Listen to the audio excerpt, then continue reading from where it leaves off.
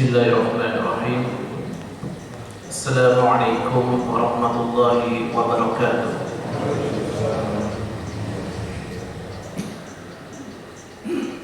Innal hamdalillah nahmaduhu wa nasta'inuhu wa nastaghfiruh wa na'udzu billahi min shururi anfusina wa min sayyiati a'malina.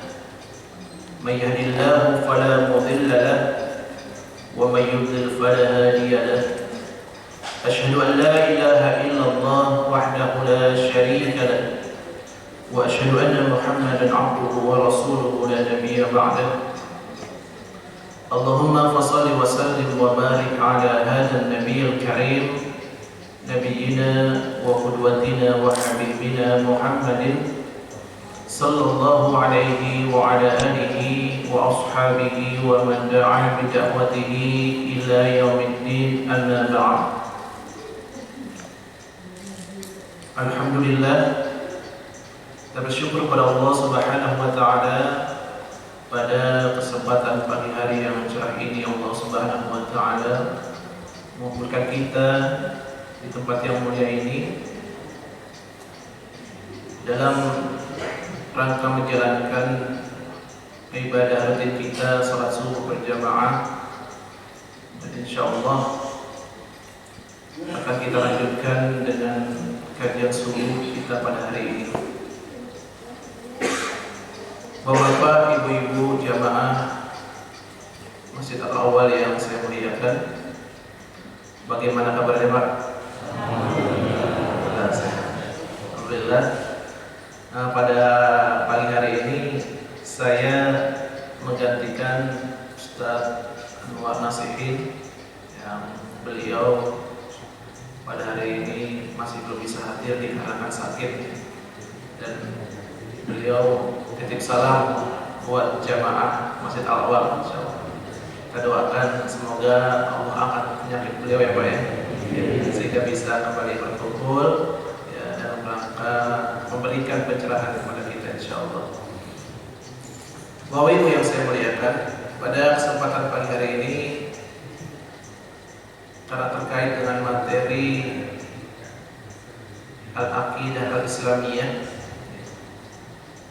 maka yang ingin saya sampaikan adalah wajibuna nahwa Rasul, kewajiban kita kepada Rasulullah Sallallahu Alaihi Wasallam. Karena memang al-imanu bi rasulihi, iman kepada Rasul-Rasul Allah, Nabi-Nabi Allah, min arkanil iman, merupakan bagian daripada rukun-rukun iman. Jadi wajib bagi kita untuk beriman kepada Rasulullah Sallallahu Alaihi Wasallam. Apa yang beliau bawa, apa yang beliau katakan, ataupun penetapan yang dilakukan oleh beliau, maka wajib kita terima dan kita berusaha untuk mengamalkan dalam setiap sendi kehidupan kita. Tidak hanya ketika kita di masjid aja Bapak Ibu sekalian ya, tapi ketika kita keluar dari masjid ini ya, kita kembali ke rumah kita ya, bersama keluarga kita, kemudian kita berinteraksi dengan masyarakat kita, kita semaksimal mungkin untuk mengaktualisasikan sunnah-sunnah Nabi Sallallahu Alaihi Wasallam. Oleh karenanya, sebelum saya masuk kepada materi wajibuna nahwa Rasul ini, sebelumnya mari kita fahami dulu apa yang dimaksud dengan Muhammadur Rasulullah. Kan kita sering dengar kata Rasul Pak ya. Ada yang tahu Pak mana Rasul apa Pak? Rasul Pak. Ada Pak? Utusan Allah. Ya, benar. Ada lagi Pak? Rasul. Ya kan? Kita bersyahadat. Asyhadu an la ilaha illallah wa asyhadu anna Muhammadar Rasulullah. Jadi ini merupakan rukun syahadat yang ada dua. Kalau kita cuma satu saja, maka asyhadu an la ilaha illallah, maka tidak sah syahadat kita. Harus dengan digandengkan dengan Muhammadur Rasulullah. Gitu. Nah sekarang yang akan kita bahas ini Muhammadur Rasulullah. Dalam surah Al-Fath ayat yang terakhir disebutkan Muhammadur Rasulullah walladzina ma'ahu asyidda'u 'alal kuffari ruhama bainahum. Muhammad adalah utusan Allah dan orang-orang yang bersamanya walladzina ma'ahu asyidda'u 'alal kuffar, bersikap tegas terhadap orang-orang kafir, ruhama bainahum, dan berkasih sayang terhadap sesamanya. Nah sekarang makna Rasul. Tadi dikatakan utusan Allah. Benar, tapi belum lengkap. Jadi yang dimaksud dengan Rasul adalah Ar-Rajulul Mustafa Al-Mursalu Birisalati ila nas. Seorang laki-laki pilihan yang diutus oleh Allah Subhanahu wa taala dengan membawa risalah kepada manusia. Jadi dia harus seorang laki-laki. Kalau Rasul itu perempuan, itu disebut Rasul bukan, Pak? Hah? Bukan. Ya. Jadi seorang laki-laki. Jadi kalau misalkan ada yang mengaku-ngaku Rasul, ya, dulu di zaman kekhalifahan Abu Bakar As-Siddiq, ya, itu banyak, Pak. Ya. Setelah Rasulullah SAW wafat, timbulan nabi-nabi baru. Ya. Ada Tulaiha, ada Musailamah, ya, dan yang lainnya. Laki-laki mereka. Kalau misalkan pemahaman itu saja, itu udah benar. Karena di Depok juga ada nabi, Pak. Benar nggak, Pak? Hah? Ya. Dapat wahyunya di mana, Pak? Di Gunung Bunder, ya, di Bogor. Tinggalnya di Tanah Baru. Ada. Jadi Depok itu terkenal, Pak. Nabi juga ada. Ya. Depok itu macam-macam. LGBT juga ada. Ya. Lengkap Depok itu. Ya. Nah, tapi di sini siapa yang mengutusnya? yakni Allah Subhanahu wa taala dengan membawa risalah apa? Karena setiap nabi diutus oleh Allah Subhanahu wa taala dengan dia membawa risalah, membawa ajaran kepada umatnya. Dan Al-Qur'an merupakan mukjizat Nabi sallallahu alaihi wasallam, dan Al-Islam sebagai risalahnya ini adalah yang menjadi pegangan kita sampai hari ini. Jadi kalau misalkan ada yang mengatakan, wah, kan Abul Anbiya itu Ibrahim, bapak para nabi itu Ibrahim, jadi ya kita ikut agama Nabi Ibrahim saja. Gak bisa seperti itu. Karena apa? Karena penutup para nabi adalah Rasulullah Sallallahu Alaihi Wasallam. Dan ajaran kita sudah sempurna. Islam ini sudah sempurna. Tidak mesti ditambah-tambahkan dan tidak mesti dikurangi. Ini sudah sempurna. Birisalati ilan nas, kepada manusia. Nah, itulah yang menjadi pemahaman kita tentang seorang rasul. Sebagaimana yang Allah Subhanahu wa taala firmankan dalam surah Al-Anbiya, laqad kana lakum fi Rasulillahi uswatun hasanah. Sungguh telah ada contoh suri tauladan yang baik dalam diri Rasulullah sallallahu alaihi wasallam. Tadi yang saya katakan, baik dari segi perkataan Nabi sallallahu alaihi wasallam, ya, kemudian perbuatan Nabi, kemudian juga takrir, apa yang ditetapkan Nabi sallallahu alaihi wasallam. Semuanya di situ ada contoh dari Nabi sallallahu alaihi wasallam. Jadi kita tidak perlu menjadikan yang lainnya itu sebagai contoh bagi kehidupan kita. Kalau kita mencontoh seorang, kita lihat bagaimana akhlaknya misalkan. Apakah akhlaknya sudah mengikuti akhlak Nabi Sallallahu Alaihi Wasallam? Padahal dalam sebuah riwayat disebutkan ketika ditanyakan bagaimana akhlak Nabi adalah Al-Quran. Sedangkan Al-Quran adalah pedoman kita. Al-Quran adalah pedoman dalam kehidupan kita. Oleh karenanya, baik dari segi akhlak, dari kehidupan seharinya, keluarganya, bagaimana Rasulullah kemudian dia bermasyarakat, bahkan bagaimana Islam mengajarkan kita dalam kehidupan bernegara, bahkan sampai itu. Karena tidak ada agama selain Islam yang mengajarkan, kira-kira ada nggak Pak? Agama selain Islam yang mengajarkan makan itu pakai tangan kanan misalkan, ada nggak Pak? Nggak ada. Cebok pakai tangan kiri, ada nggak Pak? Agama lain. Islam yang mengajarkan seperti itu Pak. Jadi inna dina 'indallahil Islam. Agama yang ada di sisi Allah adalah Islam. Jadi tidak ada alasan bagi kita untuk kemudian kita berpaling dari dasar Islam sedikit pun. Islam sudah sempurna dan marilah kita, kalau istilah sekarang ya udah kita nyontek habis saja apa yang ditetapkan oleh Nabi Sallallahu Alaihi Wasallam. Nah, itu adalah pemahaman kita tentang Rasul. Nah, kemudian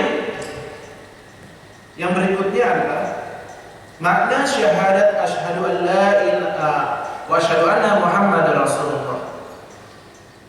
Aku bersaksi bahwa Muhammad itu adalah utusan Allah. Kalau syahadat la ilaha illallah ini rukunnya ada dua Pak. Ya, la ilaha illallah rukunnya ada dua. Ini juga berkaitan dengan materi akidah. Yang pertama tahu apa Pak? Rukun dari syahadat la ilaha illallah an-nafyu, yaitu menafikan la ilaha, tidak ada ilah, tidak ada Tuhan, tidak ada sesembahan. Maknanya la ma'budan bihaqqin illallah, tidak ada yang patut disembah dengan benar kecuali Allah. Jadi maknanya tidak hanya tidak ada Tuhan saja. Karena kalau maknanya Tuhan, orang-orang Quraisy, kafir Quraisy kira-kira punya Tuhan nggak Pak? Punya nggak Pak? Punya. Lata, Uzza, ya, Manat, dan agama lain pun juga punya Tuhan, kan gitu. Jadi la ma'budan bihaqqin illallah. Namun dalam hal ubudiyah kita juga dianjurkan untuk beribadah dengan baik dan benar. Karena apa? Karena ada sebagian misalkan dia itu sholat, dia sholat, puasa, zakat, haji, ya Pak ya. Tapi ketika bisnis, dagang, mau untung, perginya kemana Pak? Ke Gunung Kawi ya Pak. Berarti memang maknanya la ma'budan bihaqqin illallah. Kalau dia sudah totalitas masuk dalam Islam, maka konsekuensi daripada la ilaha illallah adalah menyembah dengan total, baik dalam hal ibadah, pengharapan, ketaatan, ketundukan kita hanya kepada Allah Subhanahu wa Ta'ala. Karena kan yang memberikan rezeki Allah, bukan dukun, bukan paranormal gitu. Jadi kalau memang sudah rezekinya segitu ya udah sudah diterima aja gitu. Terima aja gitu. Karena apa? Karena dengan kita bertauhid dan nantinya ketika kita mengikuti Nabi Sallallahu Alaihi Wasallam, itu kita akan diberikan kesuksesan oleh Allah Subhanahu Wa Taala. Nah itu nanti masuk dalam makna Muhammad Rasulullah. Nah, baik yang pertama, ma makna Muhammad Rasulullah. Yang pertama adalah tasdiquhu fima akhbar. yakni membenarkan apa yang dikabarkan oleh Nabi Sallallahu Alaihi Wasallam dalam surah Az-Zumar ayat 33, ya surah 39 ayat 33. Subhanahu wa taala berfirman, "Alladzi jaa'a bisidqi wa shadaqa bihi ulaika humul muttaqun." yakni orang yang membawa kebenaran, yakni Rasulullah sallallahu alaihi wasallam, wa shadaqa bihi, dan orang-orang yang membenarkannya. Insyaallah termasuk kita, ya, membenarkan ajaran Nabi sallallahu alaihi wasallam. Ulaika humul muttaqun. Mereka itulah yang termasuk golongan orang-orang yang bertakwa.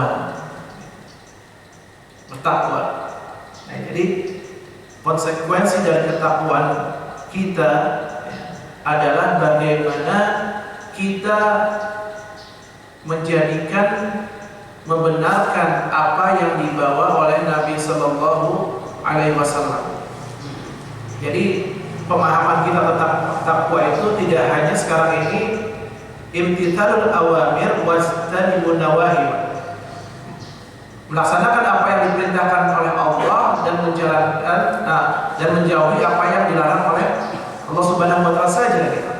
Namun dalam tataran yang lebih luas lagi adalah bagaimana seseorang itu disebut takwa ketika dia membenarkan apa yang dibawa oleh Nabi Sallallahu Alaihi Wasallam. Nah, itu mana takwa. Ada lagi yang lebih tinggi maksudnya, Pak. Mana takwa itu? Jadi kalau ulama-ulama tazkiyatun nafs, ya, mendefinisikan makna takwa itu mudah, simple, gitu. Takwa itu juga maknanya wara. Ya, wara maknanya kehati-hatian. Maksudnya berhati-hati apa? Berhati-hati dari segala perbuatan yang haram. Bahkan tidak itu saja, ya, berhati-hati terhadap sesuatu yang halal. Nah, itu maksudnya apa, teman? Ya kan? Itu kalau ulama-ulama apa namanya? Tazkiyatun nafs. Ya, kalau istilahnya itu tasawuf, gitu ya. Tapi kadang-kadang kita cuma beda istilah doang, jadi gelut, Pak. Ya. Beda istilah tasawuf apa enggak aja, kadang-kadang jadi berantem. Padahal sama aja maknanya, gitu. Itu apa? Jadi menjauhi, ya, berhati-hati pada sesuatu yang halal. Karena apa? Takut pada sesuatu yang halal itu ada yang haram. Nah, seperti itu. Nah, itu tingkatan takwa yang paling tinggi. Bersikap wara. Pernah ketika Abu Bakar As-Siddiq, beliau radhiyallahu anhu, beliau pulang dari safar.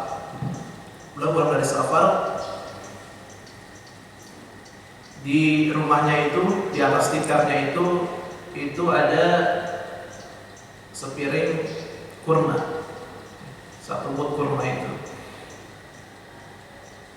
Mungkin beliau lapar gitu, langsung dimakan kurma itu. Namun baru kurma itu sampai di tenggorokannya, belum sampai kepada perutnya, itu kemudian kurma itu dikeluarkan dengan dia masukkan tangannya, jari telunjuknya dikeluarkan kemudian. Nah, sampai begitunya, Pak. Jadi sikap wara itu sampai begitu. Padahal itu berada di dalam rumahnya Abu Bakar. Takut ini kurma milik siapa ini? Meskipun ada di rumahnya, gitu. Kalau kita kan beda, Pak, ya. Kita mah hajar bae udah. Ada makan rumah hajar aja udah. Apalagi kalau lagi lapar, ya. Pulang kerja malam lapar, haus, udah hajar aja, gitu. Nah, jadi terlihat memang kualitas kita sekarang dengan kualitas para generasi para sahabat itu. Makanya tidak salah kalau misalkan Allah Subhanahu wa taala itu memberikan julukan kepada mereka itu kuntum khaira ummatin ukhrijat linnas. Mereka memang umat terbaik yang tidak akan Allah Subhanahu wa taala munculkan generasi setelah mereka. Memang mereka itu umat terbaik. Ya, seperti itu. Jadi tingkatan takwa adalah sampai kepada tingkatan wara. Ya, kalau kita bisa untuk mengikutinya itu lebih baik, ya. Namun tidak ada salahnya ketika kita mulai sekarang untuk belajar, ya. Belajar untuk serta bisa menggapai tingkatan atau maqam takwa yang tinggi. Nah, itu yang pertama, tasdiquhu fima akhbar. Kemudian makna Muhammadur Rasul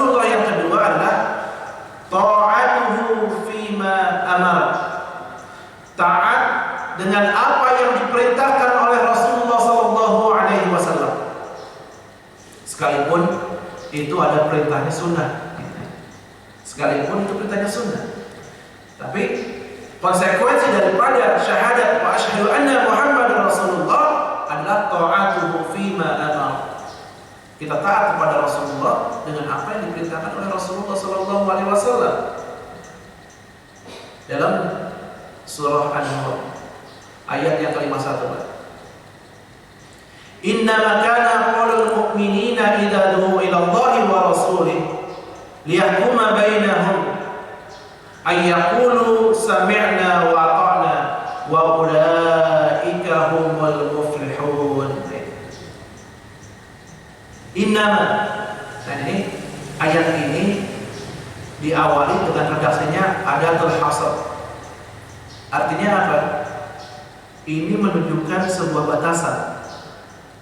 Artinya hanya orang-orang yang beriman, ya. Orang-orang yang beriman, ya, mereka mengatakan jika diajak kepada Allah dan Rasulnya, liyahkuma bainahum, ketika Nabi menghukumi mereka, ayyaqulu sami'na wa ata'na. Mereka mengatakan kami mendengar dan kami taat. Innama, hanya orang-orang yang beriman jika dia diajak kepada Allah dan Rasulnya, udah sami'na wa ata'na, kami dengar dan kami taat. Konsekuensinya apa? Ulaika humul muflihun. Yang tadi saya katakan di awal, mereka itulah orang-orang yang diberikan kesuksesan, diberikan kemenangan oleh Allah Subhanahu wa taala.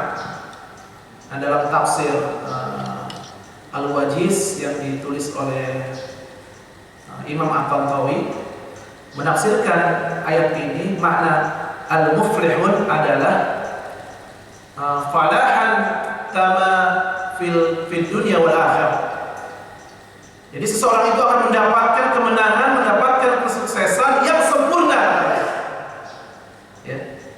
Akan mendapatkan kemenangan dan kesuksesan yang sempurna. Bayangkan Pak, di dunia dan di akhirat. Kira-kira mau nggak Pak? Dapat kemenangan, kesuksesan di dunia dan akhirat? Mau. Gitu. Tidak ada di dunia. Gitu. Tidak ada di dunia. Gitu. Kalau di dunia saja, ya, kita akan rugi. Karena paling hidup kita di dunia ini cuma sebentar, gitu kan? Paling cuma 60, 70 gitu. Lebih dari itu anggap aja bonus gitu. Tapi di akhirat adalah kehidupan kita yang abadi dikarenakan apa? Tadi kita menegak taat pada Allah dan Rasulnya. Ketika kita diperintahkan oleh Rasul, sami'na wa ata'na. Jangan tentu saja sesuai dengan kemampuan kita. Namun kemampuan kita ini adalah bagaimana kita memaksimalkan, ya, potensi yang ada dalam diri kita untuk tetap berada di atas sunnah-sunnah Nabi Sallallahu Alaihi Wasallam. Kemudian yang ketiga, makna Muhammad Rasulullah adalah istinabu ma naha anhu, menjauhi apa yang dilarang oleh Nabi Sallallahu Alaihi Wasallam. Jadi menjauhi apa yang dilarang Nabi Sallallahu Alaihi Wasallam. Jadi kalau misalkan Nabi atau ada hadis yang mengatakan, ya, larangan kita untuk berpecah belah, larangan kita untuk mengkonsumsi hal-hal yang haram atau barang-barang yang haram, maka sudah selayaknya bagi seorang muslim dia langsung merespon,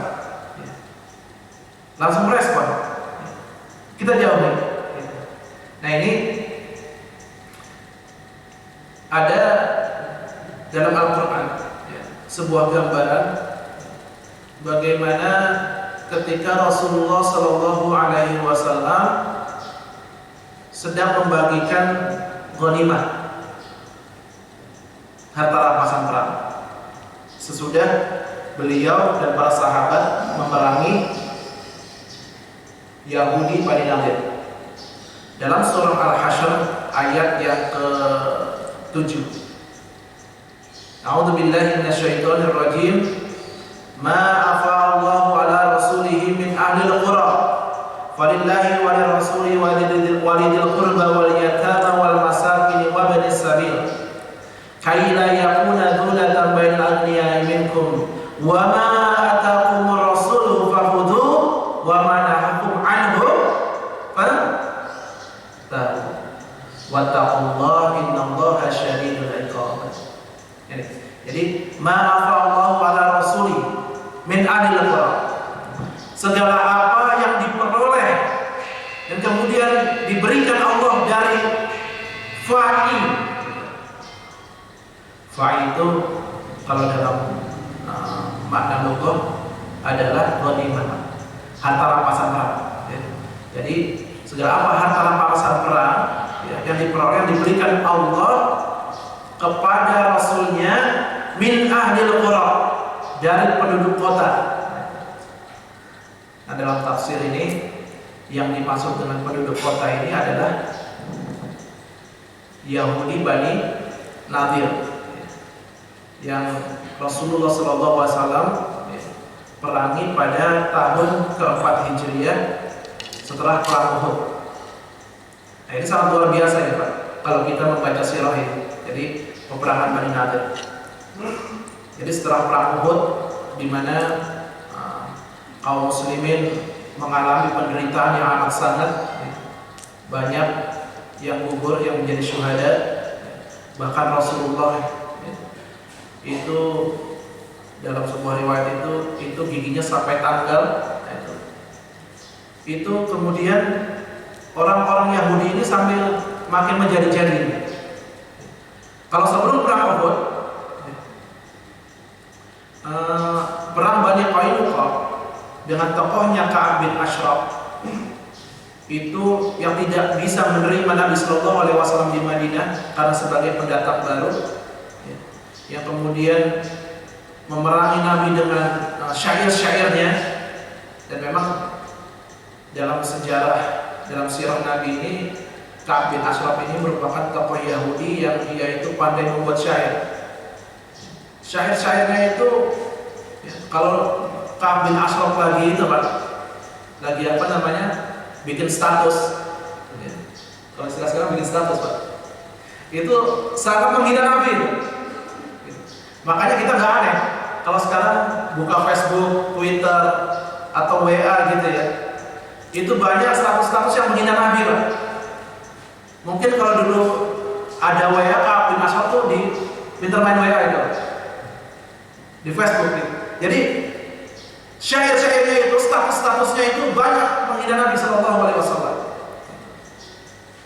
Itu Nabi Sallallahu Alaihi Wasallam dan para sahabat mempunyai kekuatan yang luar biasa setelah peperangan Badar. Apalagi ketika setelah perang Uhud, gitu kan, yang baru saja mendapatkan penderitaan yang sangat besar. Nah kemudian orang Yahudi dari Bani Nadir, Huyai bin Akhtab, tokohnya ini makin banyak. Bahkan Abdullah bin Ubay bin Salul sebagai pemimpin kaum munafik pada waktu itu menjadikan, kami akan berada di belakangmu dengan 2.000 pasukan. Dengan 2.000 pasukan. Semakin terpompa, semakin termotivasi jadi orang-orang Yahudi ini ya, untuk kemudian memerangi Nabi Sallallahu Alaihi Wasallam. Kemudian terjadilah perang itu sampai kemudian Rasulullah Sallallahu Alaihi Wasallam dan para sahabat mengepung benteng Bani Nadir selama 5 sampai 6 hari. Yang tadinya sebelum itu mereka sangat kuat. Karena apa? Di dalam bentengnya itu ada pohon-pohon kurma dan kebun-kebun. Jadi kalau misalkan kaum muslimin itu memanah Pak, itu mereka terlindungi dengan pohon-pohon kurma itu. Makanya oleh Rasulullah itu diperintahkan, udah bakar tuh pohon gitu. Ladang-ladang tuh bakar gitu. Jadi kalau misalkan sekarang ini ada yang mengatakan kalau perang tuh gak boleh bakar pohon, Rasulullah bakar pohon Pak. Bedanya sama orang kafir gitu Pak. Kalau orang kafir itu bakar sesudah mengalahkan orang-orang Islam. Tapi kalau orang Islam membakar pohon itu untuk siasat perang gitu. Dalam sejarah pun disebutkan ketika kekhalifahan Bani Abbasiyah, ya, Bani Abbasiyah yang waktu itu terakhir itu siapa lupa saya, Mu'tasim Billah, ya, Khalifah Mu'tasim Billah, ya, yang kemudian ketika orang-orang Mu'al ya, bukan menyerang dan kemudian runtuh Khalifah di Baghdad itu, apa yang terjadi adalah banyak dari kaum muslimin yang mayatnya itu ditumpuk-tumpuk kemudian dibakar. Bahkan perpustakaan yang namanya perpustakaan Al-Hikmah itu yang berisi ilmu, buku-buku karya ulama kemudian dibakar dan semuanya itu dibuang ke sungai Tigris. Nah itu faktanya. Gitu. Jadi apa yang dilakukan oleh orang-orang kafir itu bertentangan dengan apa yang dilakukan oleh orang-orang Islam. Makanya dalam surah Al-Hasyr ayat 5, "Ma qata'tum min linatin aw taraktumuha qa'imatan 'ala usuliha fa bi idznillah wal yukhzil fasiqin." Apa yang kalian potong atau apa yang kalian tebang dari pohon-pohon kurma atau yang dibiarkan hidup 'ala usuliha fa bi idznillah, itu semua dengan izin Allah Subhanahu wa taala. Dengan izin Allah Subhanahu wa taala. Wal yukhzil fasiqin. Dan ini dilakukan dalam rangka apa? Untuk melecehkan orang-orang fasik, yakni orang-orang Yahudi Bani Nadir. Dan bagaimana Islam mengajarkan kepada kita ya? Ketika biiznillah dengan izin Allah Subhanahu wa taala udah lakukan sami'na wa ata'na. Dan kemudian itu ya, setelah diberikan Allah Subhanahu wa taala ya, ghanimah, harta rampasan perang yang diberikan oleh Allah ya, yang sangat banyak sekali dibagikan kepada tadi 6 golongan tadi. Kepada Allah yakni sebagai harta fi sabilillah. Kepada Rasul ya, Rasul mengambil sedikit untuk anak dan istrinya dan keluarganya. Kepada orang-orang miskin, kepada Abu Dujana, semua dibagikan. Agar apa? Kaila yakuna dzulatan bainal aghniya'i minkum. Agar kekayaan atau harta itu tidak hanya berputar ya, tidak hanya berputar pada orang-orang kaya saja.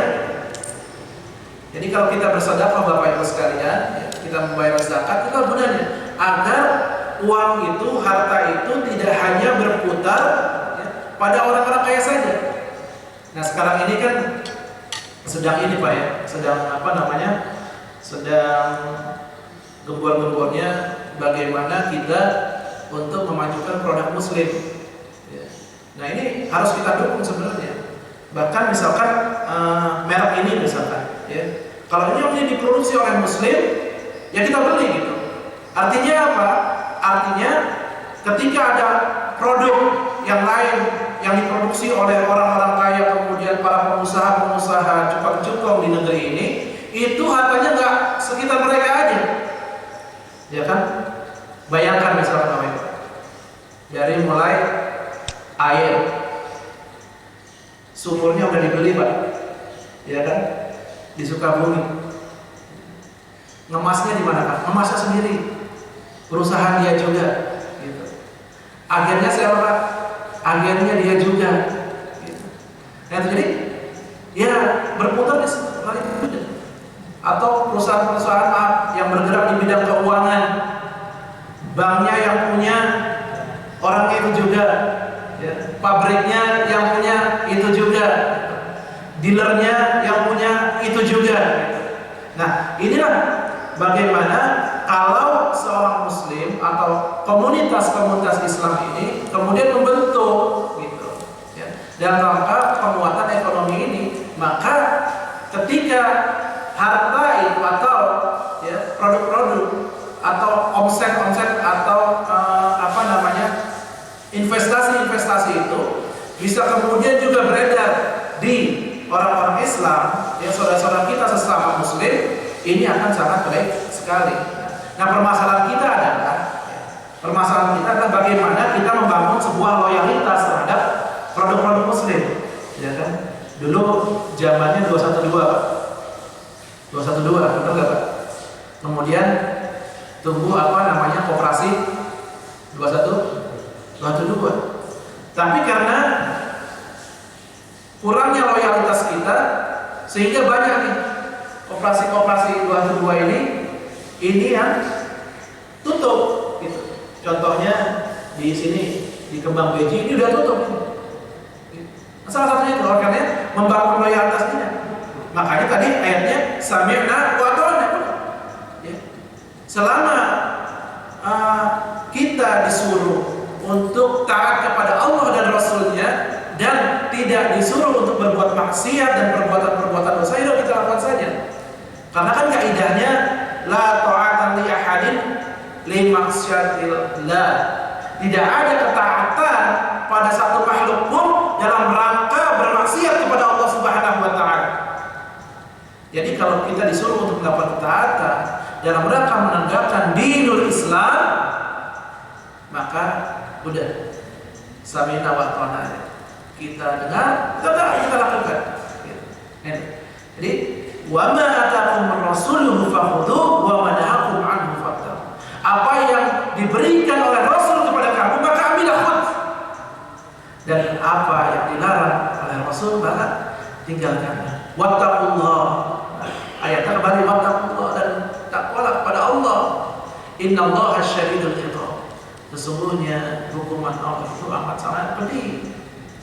Nah, jadi istinabu mana anhu, ya, meninggalkan apa yang dilarang oleh Nabi Sallallahu Alaihi Wasallam. Kemudian yang keempat adalah la na'budu illa bima syara', tidak beribadah kecuali dengan menjalankan syariat Nabi Sallallahu Alaihi Wasallam, sesuai dengan syariat, sesuai dengan apa yang diajarkan oleh Nabi Sallallahu Alaihi Wasallam. Nah ini, ya, jadi bagaimana kita sholat, ya, kita puasa, kita berzakat sesuai dengan tuntutan Nabi Sallallahu Alaihi Wasallam. Bahkan dalam sebuah hadis jelas, ya, shollu kama ra'aitumuni usolli, sholatlah sebagaimana kalian atau sebagaimana kamu melihat aku sholat. Nah, jadi 4 pemahaman kita tentang Muhammad Rasulullah. Yang pertama, tasdiquhu fima akhbar, ya, membenarkan apa yang dikabarkan oleh Nabi. Kemudian yang kedua, ta'atuhu fima amar, taat apa yang diperintahkan oleh Nabi. Kemudian 3, wajtinabu ma naha anhu, meninggalkan apa yang dilarang oleh Nabi. Kemudian la na'budu illa bima syara', tidak beribadah kecuali dengan syariat yang sudah ditetapkan oleh Nabi Sallallahu Alaihi Wasallam. Nah itu. Nah, setelah kita memahami apa yang dimaksud dengan Muhammad Rasulullah, baru apa kewajiban kita terhadap Nabi Sallallahu Alaihi Wasallam. Jadi tadi gambaran tadi, mukadimah tadi adalah untuk bagaimana kita menumbuhkan kecintaan kita pada Nabi Sallallahu Alaihi Wasallam. Kemudian wajibuna nahwa Rasul. Apa kewajiban kita terhadap Rasul? Yang pertama, al-imanu bih, beriman kepada-Nya. Beriman kepada Nabi, meyakini bahwa Rasulullah Sallallahu Alaihi Wasallam itu adalah utusan Allah Subhanahu wa taala. Dan konsekuensi daripada keimanan kita kepada Nabi Sallallahu Alaihi Wasallam, ya, di mana Allah Subhanahu wa taala berfirman, ya ayyuhalladzina amanu hal adullukum ala tijaratin tunjikum min adzabin alim. Hai orang-orang yang beriman, maukah kamu aku tunjuki sebuah perniagaan, ya, sebuah bisnis, sebuah perniagaan, ya, yang akan membebaskanmu dari azab yang sangat pedih. Surah As-Saff, surah 61 ayat 9 dan 10. Apa itu? Tu'minuna billahi wa rasulih, beriman kepada Allah dan siapa? Dan Rasulnya. Jadi beriman kepada Nabi Sallallahu Alaihi Wasallam yang nantinya akan membebaskan kita terhadap adab Allah Subhanahu Wa Taala, yang membebaskan kita dari neraka Allah Subhanahu Wa Taala. Kadang-kadang memang kita melupakan itu. Ya. Bahkan ada seorang yang mengatakan, saya sudah melaksanakan sunnah-sunnah Nabi gitu. Jadi kalau misalkan mengaji, ya nggak perlu membicarakan tentang Nabi Sallallahu Alaihi Wasallam, itu mas sudah tahu gitu. Nah ini statement atau ungkapan-ungkapan yang salah. Karena apa? Kita terus diingatkan bagaimana menumbuhkan kecintaan kita pada Nabi, keimanan kita pada Nabi Sallallahu Alaihi Wasallam. Apalagi sekarang ini Pak, ya kan? Kemarin kasus yang di mana Pak, yang di Perancis itu Pak? Siapa presidennya Pak? Emmanuel Mercon. Oh, iya kalau anak saya nyebutnya Emmanuel Mercon Pak. Ya, itu sangat dilecehkan. Bayangkan Rasulullah disamakan dengan Doraemon, disamakan dengan Pokemon, dibuat film kartun atau gambar kartun itu. Nah ini semua penghinaan yang sangat besar kepada Nabi Sallallahu Alaihi Wasallam. Jadi akan sangat disayangkan kalau ada sebagian umat Islam di Indonesia ini tidak peduli, bahkan sampai memampang poster foto-fotonya, oh makan di restoran Perancis. Ya. Ini merupakan bentuk tadi, tidak ada rasa bentuk keimanan kepada Nabi Sallallahu Alaihi Wasallam. Makanya kalau misalkan masih ada setitik keimanan dalam diri kita, bolehlah kita marah ketika Nabi kita dilecehkan. Boleh nggak Pak kita marah Pak? Boleh kita marah. Ketika setelah peperangan Hunain, di mana Rasulullah dan para sahabat memperoleh ghanimah perang antara pasang perang. Ketika itu Rasulullah membagikan ghanimah. Ada kemudian di belakang ada yang nyeletuk, wah kamu tidak adil. Kamu tidak adil dalam memberikan ghanimah antara pasang perang.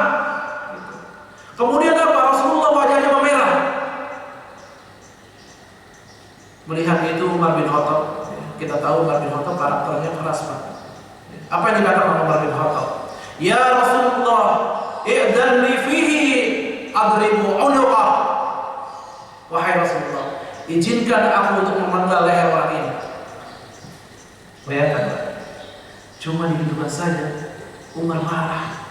Umar manusia yang sudah dijamin masuk surga, masuk surga, orang yang mulia. Ketika melihat nabinya dilecehkan, marah. Udah pernah ketemu Nabi gitu. Apalagi kita belum ketemu Nabi gitu.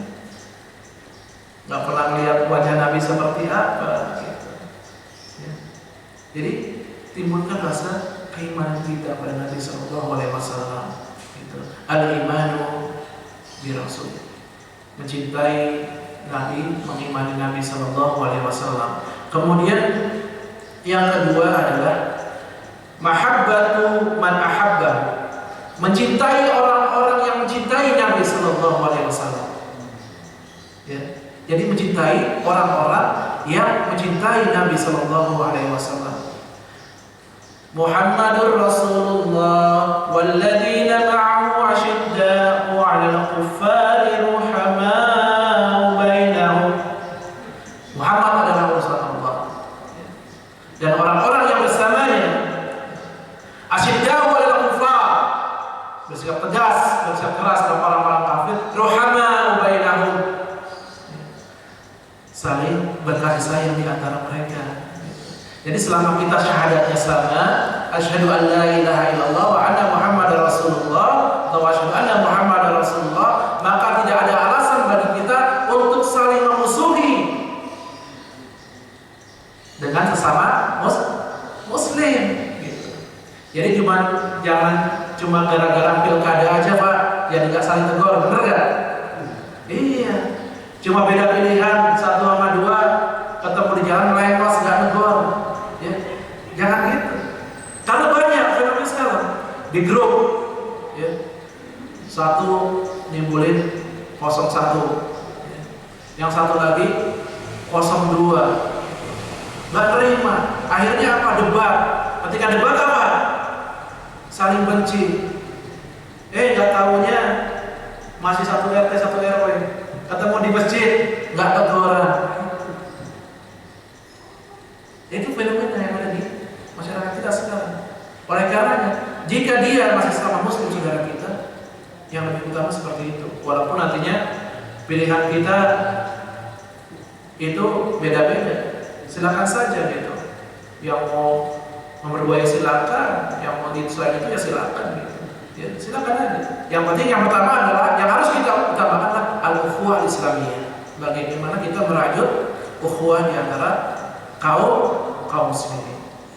Nah, yang terakhir, yang ketiga, ya, kewajiban kita terhadap Rasulullah SAW adalah berittiba Rasul, ya, mengikuti Rasulullah SAW. Yang ini akan menjadi sebab diampuninya dosa-dosa kita oleh Allah Subhanahu wa taala dan turunnya kecintaan Allah Subhanahu wa taala kepada kita.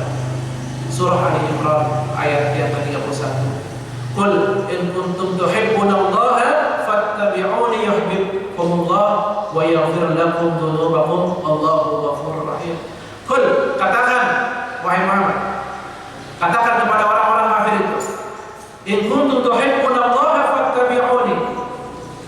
Jika engkau atau jika kalian mencintai Allah, ikuti aku, kata Rasulullah. Yuhibbukumullah, maka Allah akan mencintai. Allah akan mencintai kamu. Nah, jadi salah satu sebab turunnya cinta Allah kepada kita bagaimana kita mengikuti sunnah-sunnah Nabi sallallahu alaihi wasallam. Wa yaghfir lakum dzunubakum. Dan Allah akan mengampuni dosa-dosa kalian. Wallahu ghafurur rahim. Dan Allah Maha Pengampun dan lagi Maha Penyayang. Nah, itulah Bapak Ibu sekalian, ya. 3, sebenarnya masih ada lagi, ya, karena waktu kita cuma sampai di syuruk, ya. Jadi sementara 3 itu, ya mudah-mudahan 3 poin ini, ya, bisa kita aplikasikan dalam kehidupan kita, ya. Sehingga apa? Sehingga timbul kecintaan kita, keimanan kita kepada Rasulullah Sallallahu Alaihi Wasallam. Ya. Itu saja yang bisa saya sampaikan pada kesempatan pagi hari ini. Semoga bermanfaat bagi kita semua. Wassallallahu ala nabiyyina Muhammadin wa ala alihi washabbihi wasallam. Kemudian nanti kajian pada pagi hari ini mudah-mudahan bermanfaat untuk kita semua. Dan informasi untuk kajian besok pagi insyaallah akan diisi oleh Bapak Ustaz Dr. Wito Supraha MSI. Demikian dan kita akhiri dengan alhamdulillah. Alhamdulillahirabbil alamin. Subhanakallahumma wa bihamdika asyhadu an la ilaha illa anta astaghfiruka wa atubu ilaik. Assalamualaikum warahmatullahi wabarakatuh.